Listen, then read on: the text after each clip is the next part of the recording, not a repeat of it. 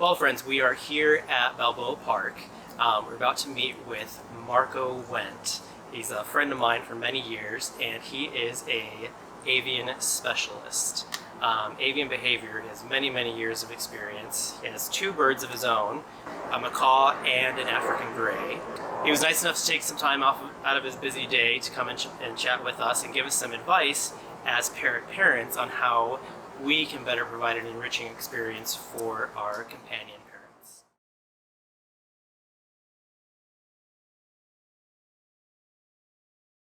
Cool.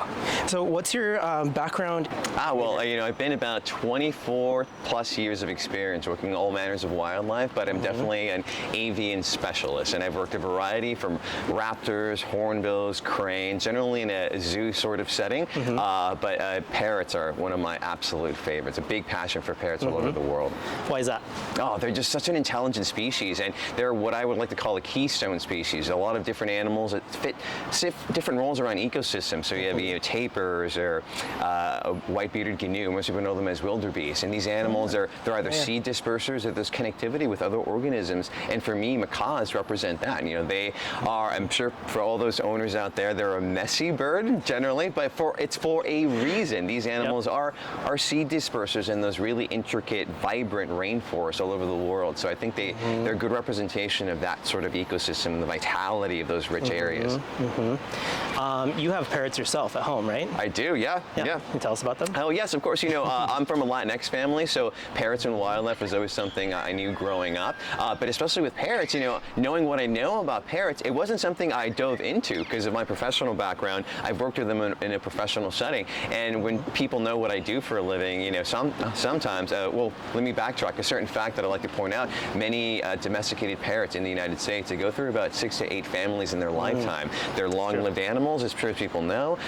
It takes a little more investment to really take care of them the right way, I would say. Definitely more of an investment than perhaps a goldfish, as an example. Not to take away from the goldfish, but it definitely requires a little more thought to really maintaining these animals in a nice, healthy, vibrant way. And so I never really reached out on a personal level to actually have a parrot be part of my family. So generally it was friends who actually came to me for those same stories. Someone had passed away, for instance, or another friend of mine actually was part of animal control, and they found a parrot in a big warehouse and asked me to take care of him. So now I have two, but again, knowing what I know, they have a nice, happy home with myself and my husband. Cool. You have a macaw and an African gray. Right? Yeah, so I have a scarlet macaw and an African gray. And they come from different backgrounds, but sort of the theme overall still applies. Again, a lot of these poor birds, they go through a lot of different circumstances with human beings, so it's really nice to have people like yourself and I to be able to open up our arms and welcome these citizens into our home. What would you say is the biggest factor of rehoming for parrots? The biggest factor? I think there's a lot of factors, but I think the best factor I would think to look at is the life history of that individual. Sometimes a certain family might not be set up properly to house a parrot, for instance. So I think it's the right home, the right environment, and the right personality and the right education experience, I think, to really blend them in together so it can really solidify into a long-lasting relationship. In captivity, we try to get them to live in our habitat. Yeah, there's a lot of aspects to think of. The number one thing I would say is do your research. And I come from a conservation background, so I really feel like I need to preface it with, before you do anything, find out where these animals are coming from. So parrots are going through a lot of issues with habitat loss. Wildlife trafficking is a big deal for parrots across the world. So knowing where these animals are coming from is probably your first step. But even prior to that, do the research to know what you're getting involved into, because some of these birds, I'm sure you're aware, some of these can live 50, 60. I've known a cockatoo that was 82 years old. So there's a longevity aspect as well. But really knowing knowing where the animals are coming from is first thing. Educate yourself about these species, and that each species is different. An African gray is very different than a hyacinth macaw, for instance, or a cockatoo, right?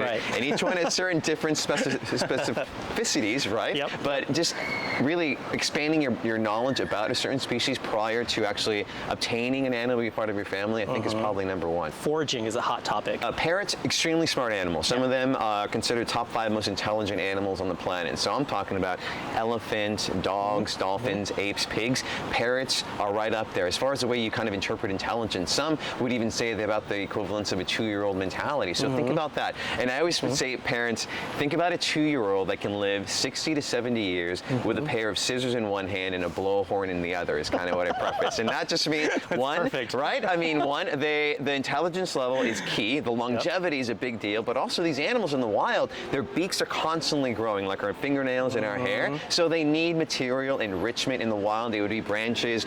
They open up crevices in tree hollows, right, for nesting as an example. So really know which specific species you're working with for one, and then try to incorporate those natural behaviors into whatever kind of enrichment or experiences you're trying to adopt into that environment for a parrot. And you know, each parrot is different. So there's certain aspects of my African gray which he loves and thrives with, and it's contrary to what my scarlet macaw does as well. So know each one by just their personality and by species, and you can really have a lot of fun with it too. Again, you explore all different nuances all over the web. There's so many versions of toys. The easiest thing, of course, you can make your own. You can also order them as well, but you know, you can get really creative as far as the kind of enrichment. You know, I even look at my plants in my area, and that's the other thing too, educate what kind of browse material is appropriate for the right species of bird. I know for my African gray, he absolutely loves ficus, so I tend to incorporate a lot of ficus for him, though my scarlet macaw actually has a bit of a plucking issue, and that can be, I'm sure, an issue for a lot of parrot owners out there. I've curbed it to the extent that I can without using medicine, and I'd like to keep her in that way. She's healthy, she's vibrant, a little bit of feathers have been plucked, but then I highlight certain attributes, paper, certain plant material that kind of encourages that picking behavior. I've even used feather dusters as an example, so you can get really creative as far as that particular individual that you have in your home.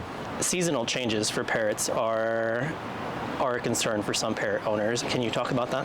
Yeah, of course. You know, every animal has certain nuance of breeding seasons, and some parrots will go through it all year long. Others tend to think it's one particular set in the year, and I think it always depends on the species and depends on the individual as well. My scarlet, for instance, shows a lot of breeding behavior throughout the entire year also.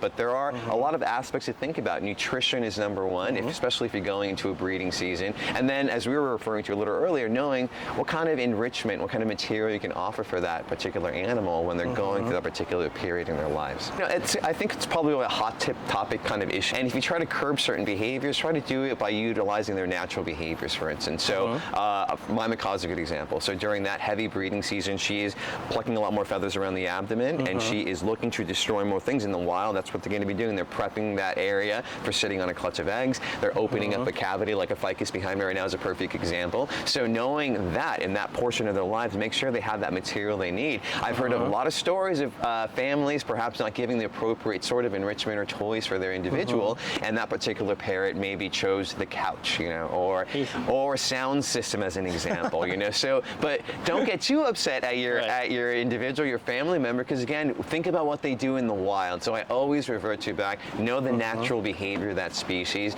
and offer the right sort of stimulus and objects around their environment that they would need to thrive, especially in that particular state in their lives. Emotions are a little more heightened as well. Some species can get more aggressive. I've heard of couples, or even some stories, even some couples divorcing because that macaw bonded with one individual and not the other, which is super common. This is a monogamous species anyway, so we really have to understand those aspects of those animals. So each individual is individual in their own right as well, but there's a lot of behavioral aspects you can do using operant conditioning, positive training, and you can help to curb certain unwarranted behaviors that you're not looking for, like maybe opening up a hole in your wall as an example.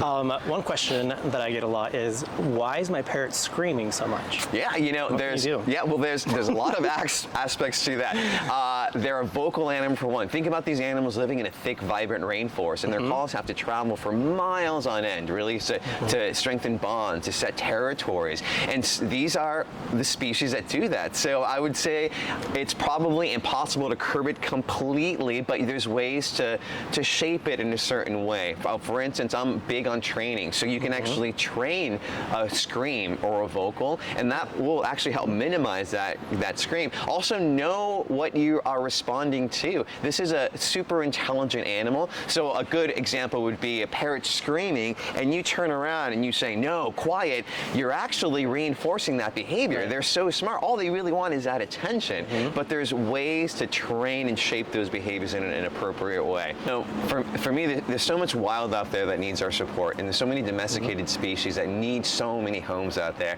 So whether it be a scarlet macaw, an African gray, a tarantula, a snake, a dog, or a cat, these animals, I've been surrounded by them my whole life, and they've uplifted me, and they've given me the strength and vitality to live my life in a vibrant, healthy way. And they can do that for you as well. But again, do your research. Know what the right animal is for your family before you just unknowingly go and purchase an animal and not knowing anything about their natural behavior. So parrots can be an amazing companion for the right individual. There's many organizations around the United States where perhaps there's a parrot out there just looking for that right mom, that right dad, to find them and adopt them, being part of the family. But they're out there. But hopefully this will be the first of many interviews that we have with Marco for him to share his experience and expertise with us all. If you have questions that you'd like to ask Marco specifically about parrots, feel free to leave them in the comments below, and we will touch base with that on our next interview. Bye.